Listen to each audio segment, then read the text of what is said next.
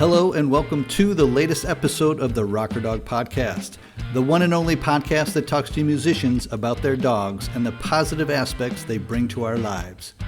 I'm your host, Tim Dill, along with my eternally optimistic dog, Charlie, and today we are happy to be talking to singer-songwriter Christopher Paul Stelling, who just completed a successful Kickstarter campaign to release his 7th album, which should be out by year's end. He is a true ally to dogs in need, and this is his fortunate rocker dog.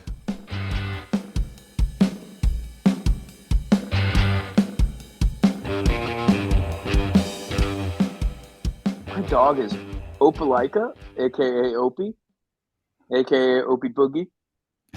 I'm pretty sure she's some sort of American Staffordshire, American Bulldog, just general pit bull. Okay. She's very cute. I would wake her up, but we don't want to deal with that right now. That's okay. That's okay. So Opie was the subject of your No Depression magazine article?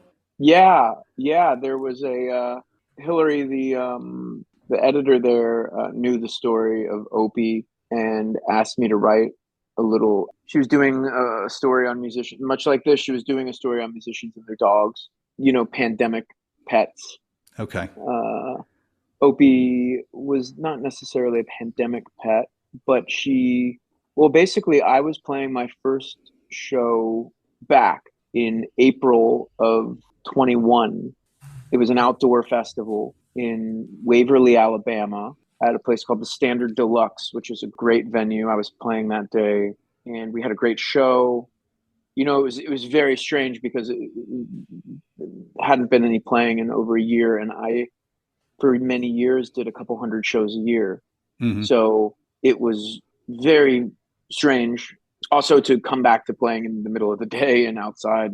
Anyway, I left the show that day in my GPS. I've made that drive many times. At the time I was living in Asheville, and I was leaving the venue in Waverly, driving back to Asheville. I was on the phone with a friend of mine and I saw something on the side of the road. And as I got a little closer, I realized it was a dog in pretty bad shape. And I pulled over. I said to my friend, I'll call you back.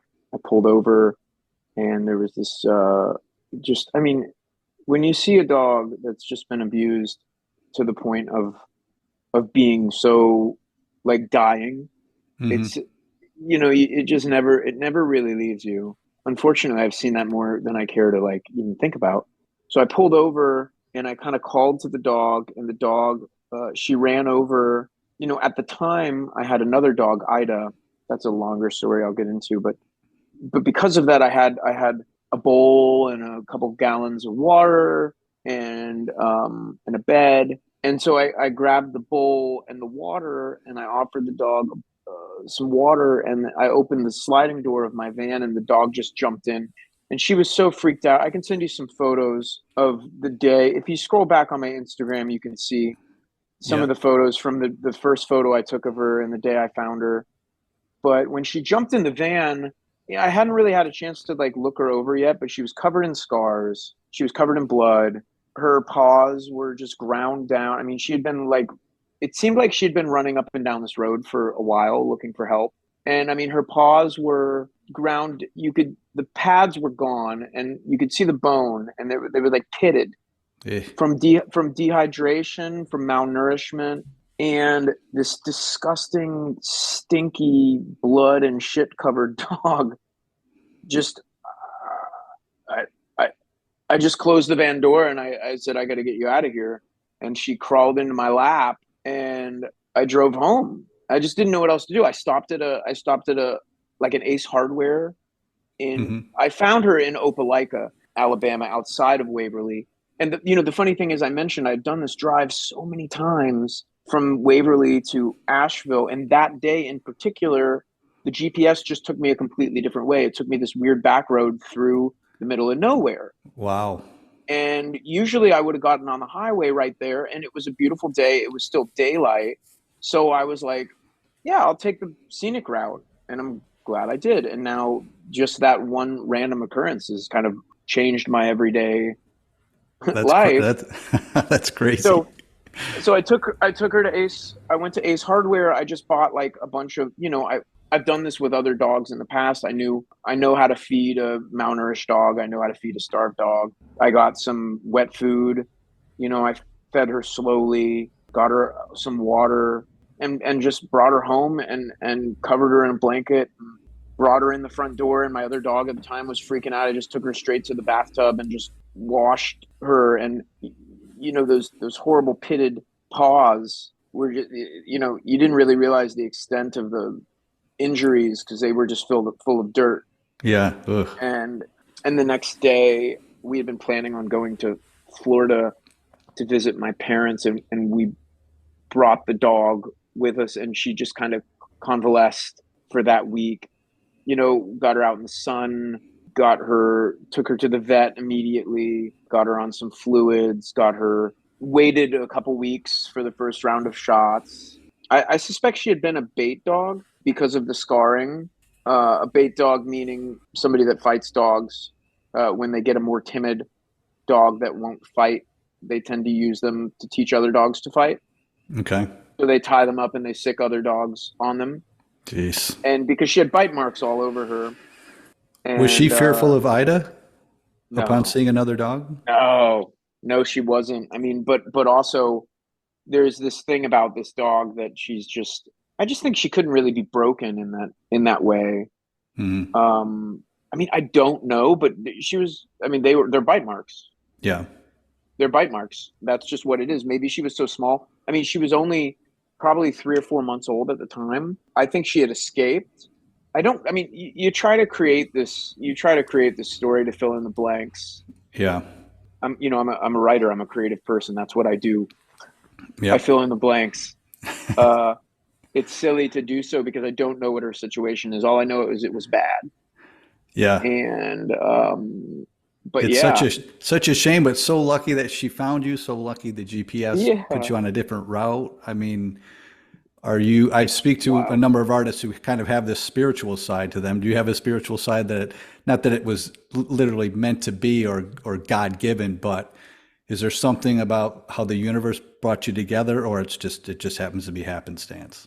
Sure. I mean, this dog saved my life. I mean, you know, um, yeah, yeah. I mean, it's it's been a rough couple of years for people that solely made their living playing music Yeah. and made their living traveling. I'm recently going through a separation from a partner for a very long time. So having this dog here with me been everything. And another funny story is that I had Ida and I had Opie, and then my partner and I split up. I was overseas. I'd been overseas. I was overseas for the first time in a couple of years. Trying to get my career back, trying to pay the bills, and I was on probably a 45, 50 show tour of Europe when that happened, and came home to the dogs and an empty house otherwise, and then the a couple days later, another very abused and neglected dog ended up in my front yard. And her name was I named her Honeybee. She was Okay. in some ways worse off than Opie. And if you scroll down on my Instagram page, you can see some photos of Honeybee as well. Um, Yep. I mean, that dog was also just so neglected and so abused, which led to a whole thing with the people at the end of my street who I suspected were fighting dogs. There's no way to prove that, but it was pretty obvious to everybody else in my neighborhood what was going on. I think she escaped that situation. I live in the South. Dog fighting is a thing. It's an unfortunate thing. It's sad to think that that's how some people get their entertainment and make money. But when I found Honeybee, two dogs was already too much at that time, and especially living alone. And Opie just kind of had fallen into our lap, and Ida I had for 3 years at that point. And nursing Honeybee back to health, I had to keep her in my studio in the basement.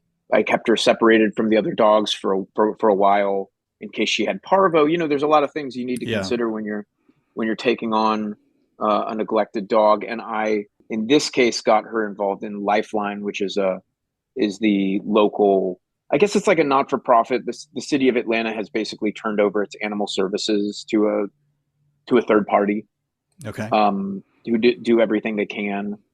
It's a great organization, but they got Honeybee her shots and got her, and eventually I was able, the dogs all got together, and I knew that I was in no position once Honeybee was healthy, and once all of her digestive issues, it's a real mess rehabilitating a dog that's been starved, put it that way.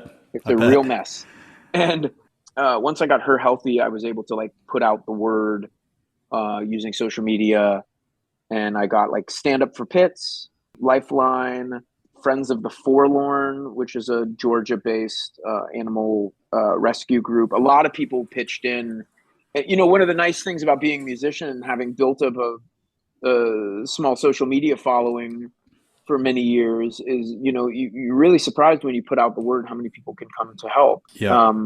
I had people calling about adopting Honeybee from all over the place. And finally, I found her a home with a family like 5 minutes from here. Oh, great. And, there were people wanting to fly in from Montana and California. Everybody fell in love with this dog because Honeybee was perfect. Opie, on the other hand, is a lot. Like, but in the course of finding a home for Honeybee, some people reached out who were great friends of mine, and they were like, "Oh man, we really love that dog. We're sorry. I mean, we're glad she found a home." And I was about to go back overseas again, and I knew that like my parents' family would be able to watch one of my dogs, but it would have been a lot to ask them to watch both of the dogs, Opie and Ida, now that Honeybee had a home. And, I mentioned to them, I was like, well, if you're finally in the place, their dog had died, if you're finally in the place where you'd like to have another dog, maybe you could take Ida for the summer. And I hate to say this, but maybe if it works out and you guys get along, be it that I had went through a separation and a lot of things, I could really only have the one dog. And I knew that eventually I would be probably having to tour with the dog. Right. So they took Ida for the summer and they loved her. And Ida actually, like, I could tell she just wanted to be a one dog. She wanted to live in a one dog household. That was just her vibe. Yeah. Her and Opie were so sweet together. And, I've trained Ida for 3 years, so she stood a better chance. You don't rehome the difficult dogs. Yeah. You keep them and you rehome the well-behaved dogs. Yeah. Because they stand a better chance of not bouncing back.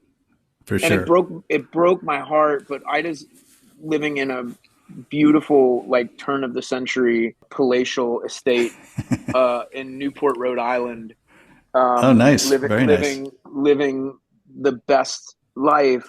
And, after a while, if you kind of evolve into this person that's really just a facilitator and somebody that you don't own animals, you know what I mean? You have a responsibility to help them. But if an opportunity becomes available for that animal to thrive, then you have a responsibility to make sure that that animal thrives. And so, Opie is my daily. Ida has a new home. Honeybee has a new home. Honeybee is becoming an Instagram influencer now. And it's been a real journey. And I've had dogs my whole life. So this has been, I didn't for a long time. And then all of a sudden I had 3. Right. Yeah. I noticed you had a happy birthday wish to your dad, and there was a picture from way back when on a motorcycle, Yeah. and there seemed to be a boxer. Yeah. Was that one of yours? That was one of my childhood dogs. Yeah. That was probably Harley. Funny. Yeah. And when I was born, my parents had 3 Shelties, small, like kind of miniature collies. Oh, right. Yeah. And so I was born into a house with 3 dogs, and then we had the boxer, and my parents have gone on to have other boxers. I've kind of been leaning on them to, I think their next dog will be a rescue. I hope their next dog will be a rescue. I have a certain look. All dogs are good dogs. Their boxer now is a great dog. I just have feelings. I have feelings about dog breeders because there's so many dogs that need homes. And a lot of people, they want a puppy because they want to raise it from the beginning. You know, rescue dogs take a little bit more work. Yep. They all have trauma of some sort, as do all of us. But I feel pretty passionately about getting dogs out of shelters. Yeah, And I mean, it's definitely a problem. Not supporting dog breeders. You know. Yeah, yeah. No, I agree. I mean, as a show about dogs, I don't necessarily. I promote rescue all the time, shelter pets all the time. Can't really speak ill of breeders unless they're abusive breeders. Like you definitely know who the problems are. I mean, some breeders are high end and they want to keep the bloodlines pure for a certain breed. I'm not saying I'm fine with that. I get that, but the puppy mills and the people that are doing it strictly for profit and aren't in the best welfare for the dog, that's definitely a problem. And I do a lot of volunteering at our shelter, and you see it all the time, and they're always at capacity, and it's always Friday's always like, we need space, get the word out. So, oh my gosh. And all these dog breeds are an invention. Yeah. Dog breeds are a modern invention. People were obsessed with breeding and obsessed with, I mean, it also ties back to some other unsavory things about humans and breeding and eugenics and all these crazy ideas. Like the British and the Germans loved to mix and match all these dog breeds, but dog breeding is a strange and modern thing. And all these dogs, from a Mastiff to a Chihuahua, have common ancestry and recent common ancestry, which just goes to show you how insane it is what we as people have done to these dogs, which is why certain dogs can't even have natural birth and need C-sections. And I mean, we've kind of, it's crazy. It's insane. It is. I'm an owner of a doodle, and you've seen the Australian person who created the doodle. He regrets it. Did you see that article? No, he said he said those exact words. They're wonderful. They're wonderful dogs. Yeah, all dogs are wonderful. Yeah. Yeah, I've had a guest on the show. We were talking off mic, and she just said, it's not the dog's fault.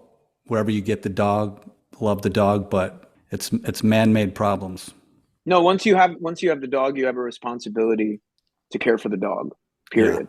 Yeah. Yep. And how that dog came about is inconsequential, but and we love all the different breeds, and we love assigning certain, we love anthropomorphizing them and assigning certain personality traits to them.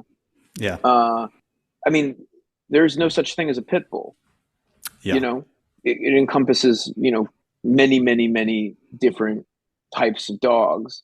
Yeah. But this idea of like, I don't know. I mean, some people would I hope nobody's offended that I feel this way about dog breeding, but I just, the more and more I learn about it, the more just, we need to take care of the dogs that we have instead of focusing on breeding puppy mills and all this. It's really unfortunate because people are window shopping. Also one thing I've learned, the first 2, 3, maybe 4, 3 probably years of a dog's life, dogs can be difficult, man. Yeah. And people usually give up on them right before it's getting good. But it's more about you have to be consistent. Yeah. It goes back to the human. Yes, the human needs to be consistent. You need to be dedicated. So many dogs have been thrust back into the shelter system since everybody thought it was a great idea to get an animal now when they have the time. Mm-hmm. I've rescued quite a few dogs. I know I rehomed Ida, but that was I still feel weird about that. But, that was my responsibility to make sure that dog had a great home. And as far as my relationship with Opie goes, she's not the easiest dog. She's cute, but actually recently I took her, I did a tour around the US with a songwriter named John Moreland, and I was supporting John, and I brought Opie, and, I've got a van. I camp in the van. The van has a bed in it. Opie, spent her day. She loved it. Yeah. You ever ask a dog if they want to go for a ride in the car? Imagine if you're like, hey, you want to go ride around across country for 3 weeks? Yeah. And we had a really good system, and she was a lot the first couple of days, but man, she settled in, and it was they need constant engagement and constant exercise and constant stimulation. And what better way to get them that than to get them out in the world? And, so much of touring is waiting. Yep. I go and do my sound check for 30 minutes. Opie would just go to sleep. I mean, she spends 5-6 hours a day sleeping Anyways. at the house. Yeah. Yep. And we had a great time. She would go to sleep. I have a large, much larger than she needs crate. I started crate training her. I've never crate trained my dogs, but I got a crate for her because I just knew it would be safer with traveling to get her used to sleeping in the crate. Yeah. And I started that about a month before the tour, got her used to sleeping in there. And now when, and also it was in November. Thankfully, it was a pretty warm November. Obviously, the dog can't sleep in the car in the summer months or in the deep winter months, but there are some periods of time, where we can get away with it. Yeah. You park in the shade, you make sure the dog's never alone in the car for more than an hour. But yeah, it worked out really well. We had a great time, and I would do it again, Who do you trust with her when you go to Europe? My parents. Okay.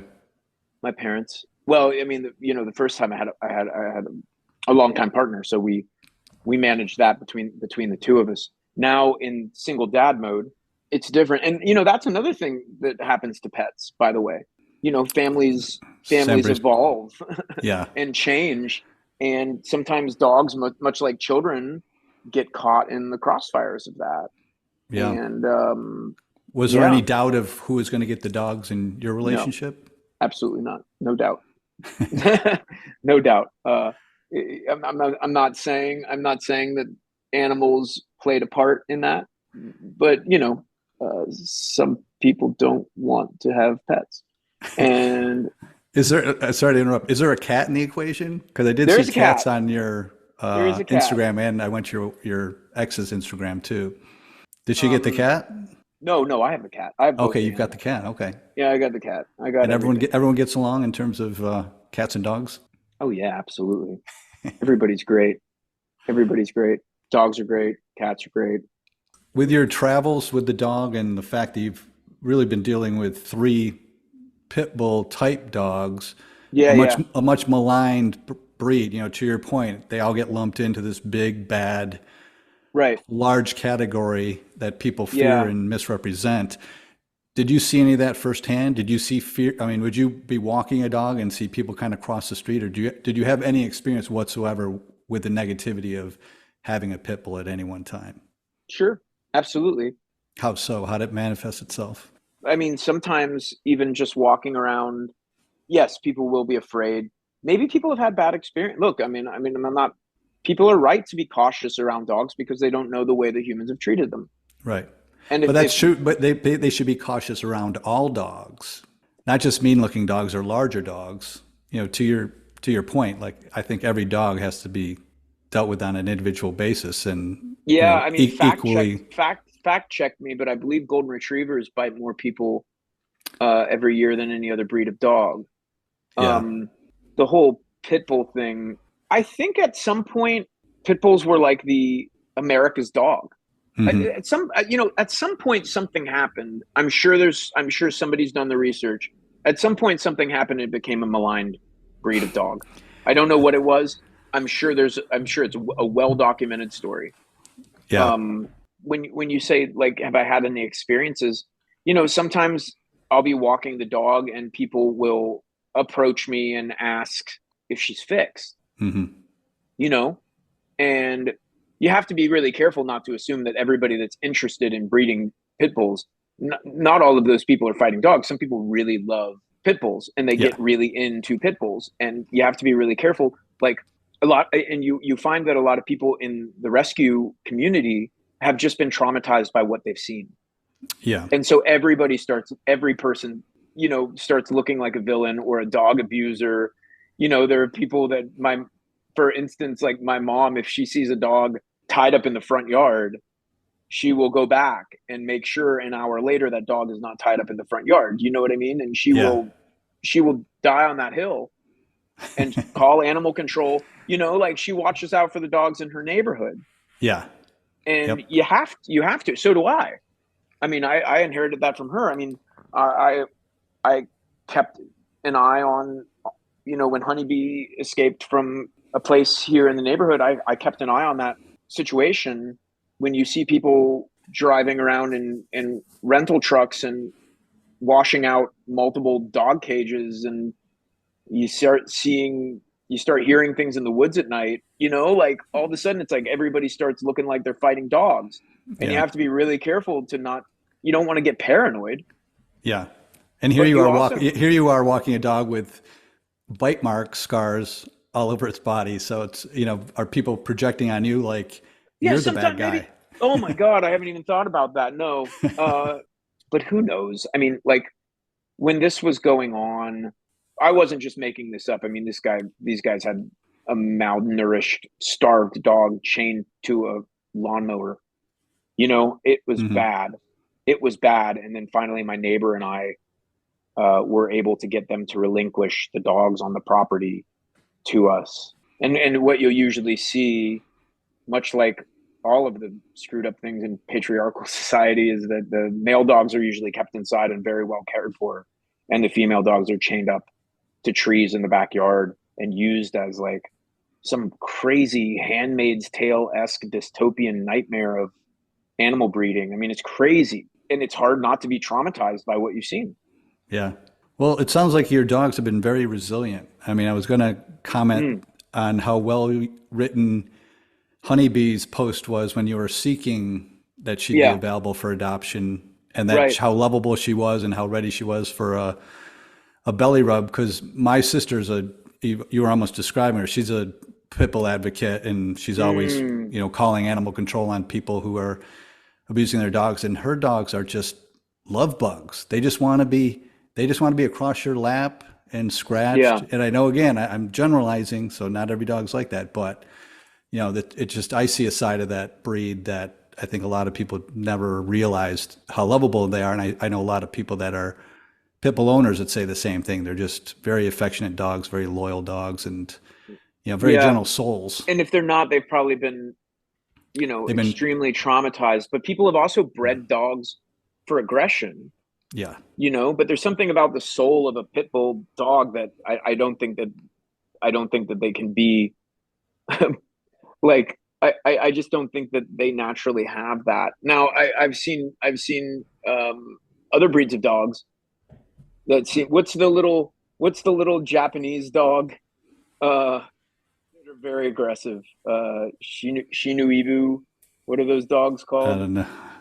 It's like I a don't know. little but I know people that have them and they're not. But I hear that dogs that were bred to kill rats, dogs that have like a kill instinct. Yeah, yeah. Um, I mean, who knows, man? I mean, all I know is like uh, I can't get it over my head. I'm good at having one animal and caring for it as well as I possibly can.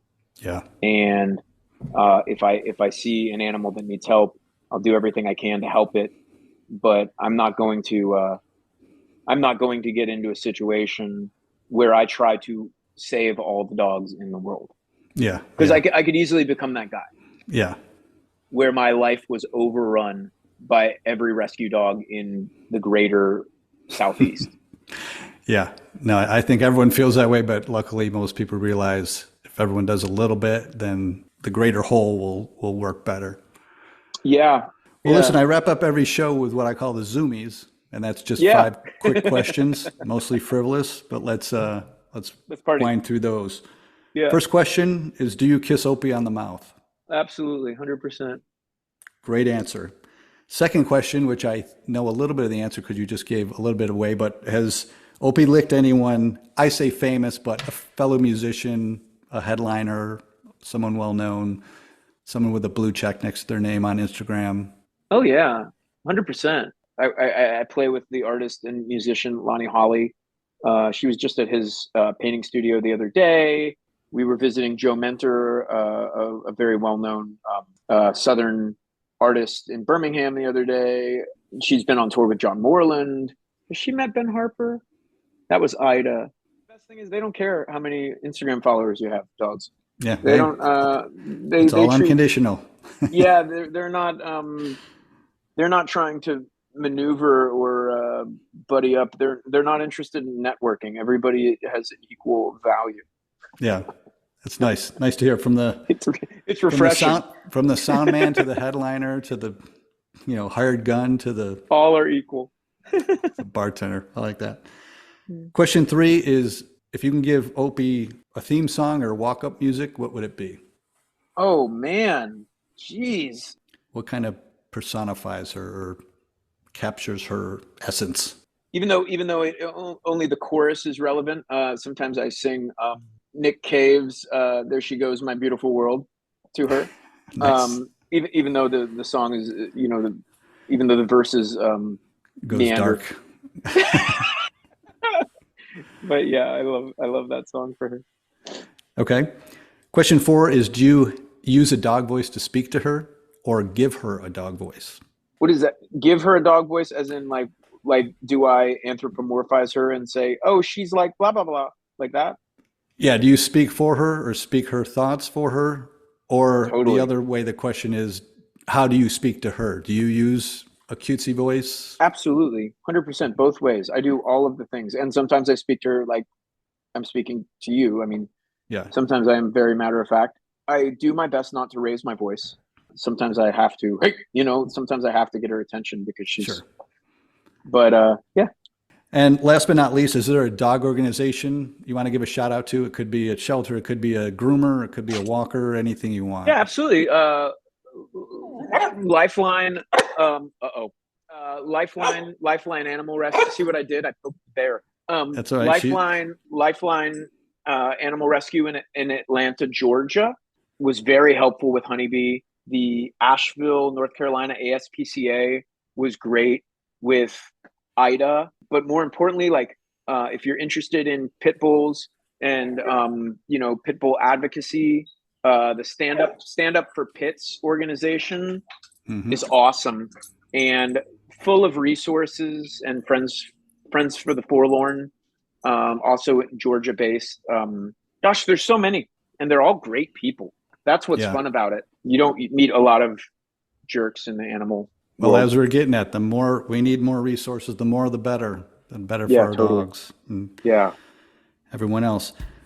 All right. Well, Christopher, thank you so much for taking the time and taking me through Opie and Honeybee and Ida. And it's a pleasure to get to know these dogs and get to know their stories and yours as well.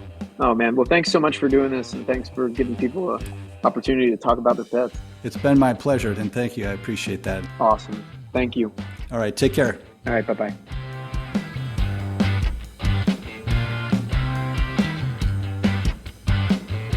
All right. Thank you, Christopher Paul Stelling, for not only coming on the show, but for being such an incredibly kind human being to our canine companions.